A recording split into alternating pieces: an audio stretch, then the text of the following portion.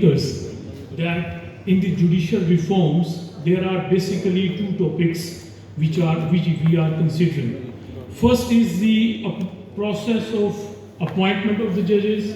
So regarding the process of appointment of the judges, as learned Barrister Saab, he clarified that even in India we have president who is the one who appoints, and he has a process of consultation with the chief justice.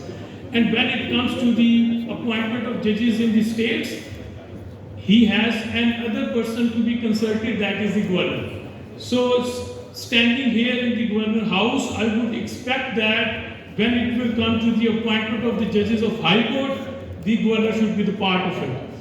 Sir, my question is, when under Article 175A, sub-article 8, and then it goes on, which provided a mechanism, constitutional mechanism of parliamentary committee, and which was this process, constitutional process was bypassed in very artificial manners by the judgment which is PID 2011 SC 407, and it goes on to PID 2011 SC 452 and also PID 2012. So just after 1 year or so, it was struck down, the whole constitutional process was struck down, and therefore the main purpose of that amendment was ruined.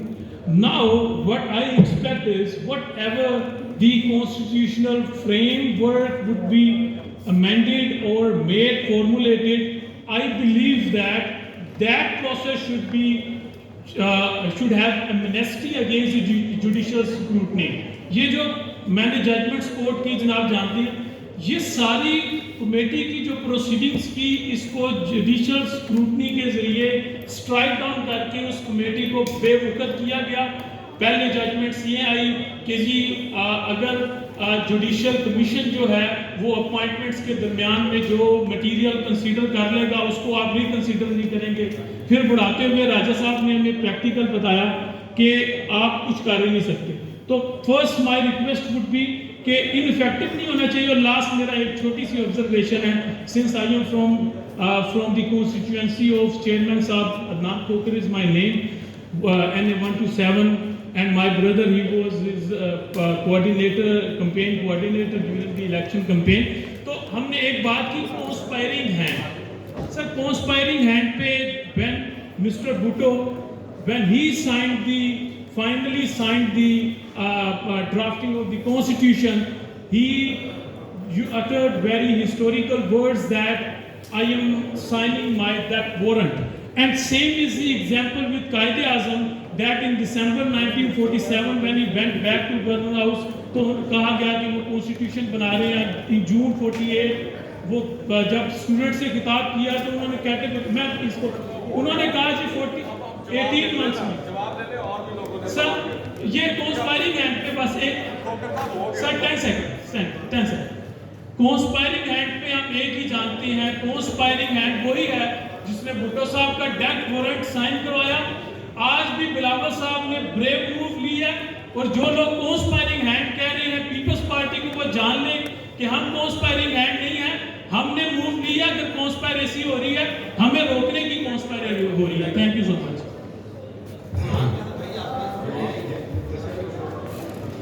ये इसमें कोई अवाम नहीं है। इसमें जैसे मैंने दो बताया कि 26 अमेंडमेंट में आई दो चीज़ें। एक है प्रोसीजर ऑफ अपॉइंटमेंट ऑफ जजेस, जो आर्टिकल 175 में जो क्वेश्चन ने बयान किया।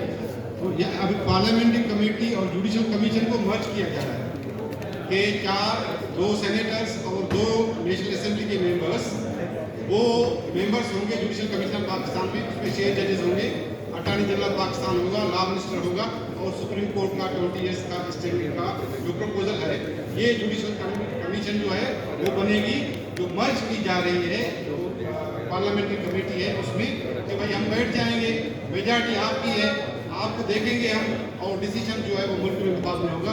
यही प्रपोजल है। और दूसरा